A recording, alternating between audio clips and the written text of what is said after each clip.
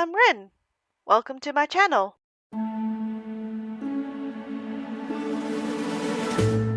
So I've had this idea for a while now to create a channel that would be about D&D. I just didn't really know what sort of thing I wanted to do with it. Then it came to me while I was scrolling through YouTube that maybe I could create a channel where I could be creating characters based off of Honkai's Star Rail. I mean, it's a pretty novel idea, I guess. I've been cooking up some characters lately, and I didn't want to waste the ideas of them and just have them lying around. I wanted to make some characters that people can use and make them their own. Of course, the whole point of this is to make characters that are as accurate as they can be to their original forms without the DMs noticing who they are. Though of course you can't change them too much until they're unrecognizable. They still need to be them at the end of the day. Just them enough. But anyway, I really hope you enjoyed this video. I'm not really sure if I'm doing this right or not, but I really hope you enjoy it, and I hope you find it entertaining. I have a few other characters that I want to make, maybe Argenti or something like that. It'll be fun. Anyway, enough with my ramblings. Let's get on with the video.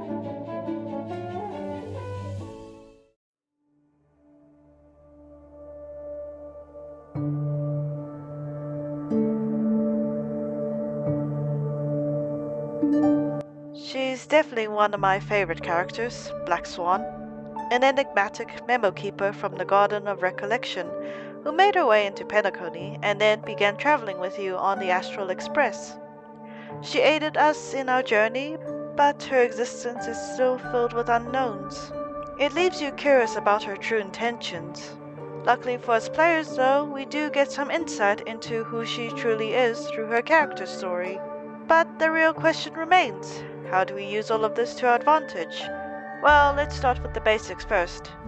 To build a D&D character, we do need the right ingredients. In other words, this video is going to be split into a few sections. Those being race, class, background, feats, ability scores, language, proficiencies, and then it's magic, equipment, and then management where we create a backstory for her. There's also going to be a section for her companion that Black Swan has. I'll be discussing that later on. Not all characters get a companion, but she's a special case. So I had thought about this for a long time, and I decided to give Black Swan the Elven subrace for a few reasons. One of them being that the traits kind of make sense for a Memokeeper. The lack of needing to sleep, the proficiency in perception, they live long. The only additional thing that I'm kind of iffy about is the dark vision and the Fey ancestry. Dark vision because I don't really know if it makes sense for a Memokeeper to have that ability, and Fey ancestry because, well, if you've played through the Banana Quest, we know that memetic viruses can do harm to Memokeepers, and the resistance to being charmed feels kind of like the antithesis of it. But what do I really know? If anyone has a better slot for this, please leave it in the comments. Moving on, the subrace I gave her is the Varial subrace, mainly because it's the only Elven subrace I could find that can fly. Though they do have wings, you could ask your DM if you're allowed to flavor it, where she's actually floating in place the whole time, using some strange magical ability that they have, that they inherited from their patron or something, which is a good segue to the next topic at hand. For classes, I had set her to level 7, so I had a lot more to work with and a lot more interesting things to add to her. I gave her 5 levels in Wizard and 2 levels in Warlock. For the Wizard subclass, I gave her Mage of Lorehold. It's a subclass that just felt right to me. Mages of Lorehold are known for being concerned with history and lore, like Memokeepers are with collecting memories across the cosmos. The class also comes with spells that kind of fit the idea of a Memokeeper: Locate Object, Speak with Dead, and Legend Lore. It's a very Memokeeper-y subclass to me, and I really like it for her. As for the Warlock subclass, I picked one that I probably need to explain a bit. I went with Pact of the Undead because of the transformation that happens when you become a Memokeeper. To give up your physical body and to manifest into something that is entirely different. In the pursuit of collecting memories, it sort of fit the description that is a part of the Pact of the Undead. To become a creature that defies life and death, Memokeepers do not eat or sleep. They are beings that are beyond the cycle. Additionally, I added 2 levels because I wanted to give her Eldritch invocations. That would become handy when creating her. Eyes of the Runekeeper, which allows her to read all writings that she's seen, and Eldritch Sight, which gives her the access to a spell that can detect magic, which is fitting for her. For background, I went with Sage because, Memokeeper. That and it gives proficiencies in Arcana and History, which is needed for building her. Now, moving on to feats. I'll talk about the other parts a little later, but I wanted to mention this first. So it came with her level 4 in Wizard, and I actually picked it because I thought it would become handy when writing her backstory. I gave her the Keen Mind, which not only gives her an increase in her intelligence, but also an uncanny precision in her memory recall, her precision in time and direction, and, in other words, it makes her the ultimate Memokeeper. For her ability scores, her high should be her intelligence, then wisdom, and then charisma for her warlock spells. I'd give her an okay amount in strength and dexterity because they aren't the most important stats, and then her dump stat would be her constitution because, again, the bananas. For languages and proficiencies, well, some of them did come with our previous choices, but for the ones that we can select, from the Sage background you get 2 additional languages, which I had chosen to be Sylvan and Celestial. Both of them are considered to be ancient languages in D&D. As for proficiencies, only 2 choices can be made from the wizard class, and I had pondered about that for a while until I've decided on insight and investigation. I feel like it makes the most sense for a Memokeeper, and from her backstory as well. It just makes sense for her to be proficient in them. And now for a bit that might not make a lot of sense, but with the Lawhold class, Black Swan gets a companion. I'd flavored it a little differently though, so it would make a lot more sense for her to have one. I made it that the companion is actually a young Memokeeper who's just starting out. Or well, a young wizard who is just coming along for the ride. I picked the Sage companion because it gives her additional advantages such as 2 ability checks based in Arcana, History, Nature, and Religion. Additionally, the companion also gives bonuses to Intelligence and Wisdom checks overall. It's pretty neat. And then we move on to magic. I don't feel very confident about this section. I felt like I was losing my mind when I was looking at the spells. There's a lot of spells. I'm not going to give you all the spells that I gave her, but more so the recommendations, the ones I felt like fit her the best. It's more so just ideas that I'm throwing around here. Anyway, the first recommendation that I would give is Gust, mainly because she uses the wind element. Number 2 is Guiding Hand, mainly because of her role in Penacony in helping the Trailblazer uncover the secrets of the Dream Realm and the whole freaky ending thing that wasn't an ending.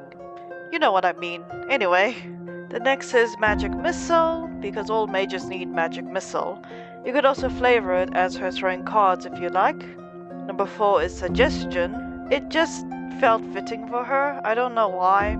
I guess it's because of the freaky dream thing again, where she can make you realize that everything is not actually real in the freaky dream thing. I also gave her Hold Person, that's because of her ultimate, and then Spray of Cards. I don't recommend it if you want to reflavor Magic Missile, but if you don't, you also have that spell as well.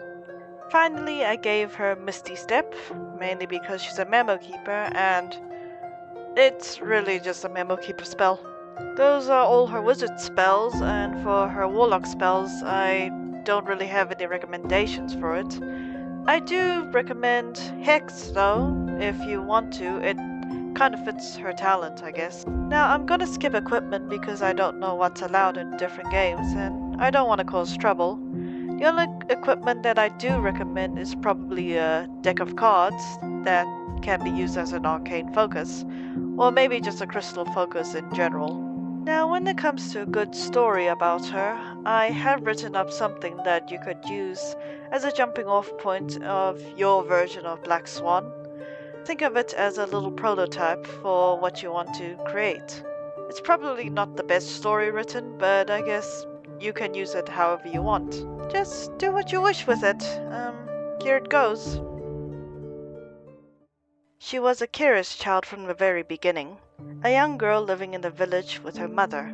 She always had a love for stories of heroes and gods, always yearning to learn more about the world around her, how it all came to be and how everything was set in motion by the great and the terrible. She was 7 when she lost her mother to an incurable illness, watching her as she faded from her world, her mind beginning to fragment into irreparable pieces.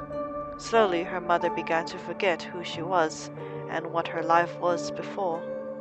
She slowly forgot who her daughter was as well, only able to grasp onto vague silhouettes of a distant past that she could no longer reach anymore. But that was the day she finally understood.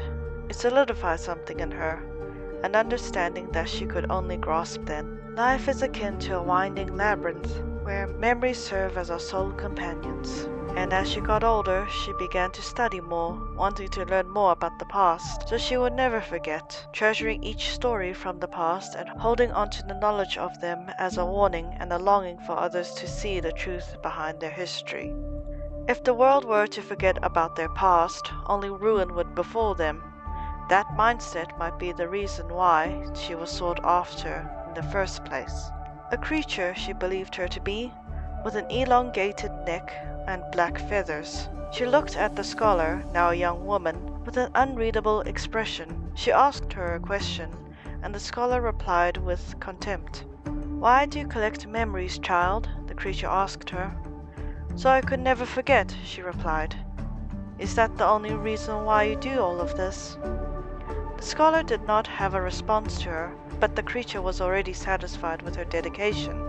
She gave her an offer that she could still vividly recall in her mind, a sacrifice of herself for the power to continue onward with her journey, a way of collecting more memories but with a purpose that went beyond her personal endeavors. And that was all she needed, all she had ever wanted, a promise to dedicate her life to the collection of the knowledge that would never be lost to the whims of time again. There was not a moment of hesitation in her action, even as she felt her soul being ripped from her body, even as the numbness took over where the pain once had existed, even as she knew she had sealed her fate to that unknown god. She didn't care much for it all. This was all for upholding the past, after all. A knowing that she believed in was worth everything she had been working towards. She remembered the light trickle of black feathers against her skin. She stared upwards towards the unknown deity, and she stared back. An acknowledgement passed between them before everything fell back into place again.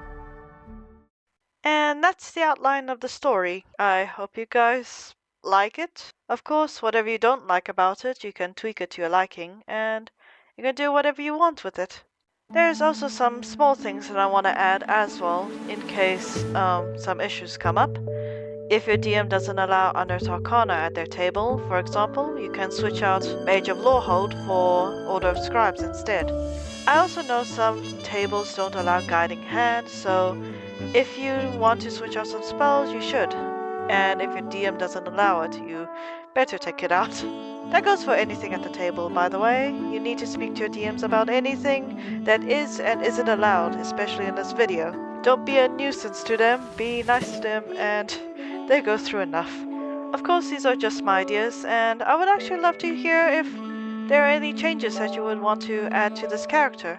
Please leave it in the comments, I'd love to see it. I would love to know if you would change anything in the build that probably would make her better, and probably more fitting in the game as well. Anyway, thanks for watching, subscribe if you'd like, and I'll see you in the next video.